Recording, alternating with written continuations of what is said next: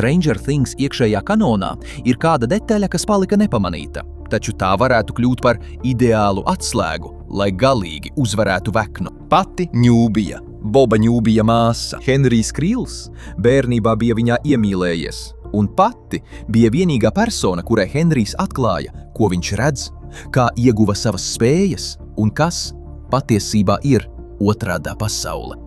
Daudzi uzskata, ka pati joprojām ir dzīva, un ja tā ir, viņa varētu būt vienīgā, kas saprot Henrija domas, pirms viņš kļuva par Veknu. Viņas informācija varētu palīdzēt puišiem atklāt, kas ir viņa filakterija vai kāda tieši ir saikne, kas viņu uztur dzīvu.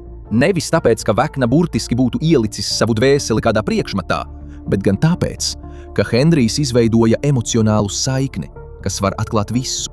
Šī informācija ļoti noderētu 11, lai atrastu tiešāku veidu, kā uzbrukt Veknam, tagad, kad viņa savus spēkus kontrolē labāk nekā jebkad agrāk. Un tur arī Edijs atgriežas. Nevis kā dīvains spoks, bet gan kā karotāja Kaza iemiesojums, kurš ir vienīgais ar pietiekamu stāsta spēku, lai nodotu Veknu un sagrautu viņa pēdējo aizsardzību. Vekna nekrīt tikai vienu reizi, viņš krīt 2 reizes.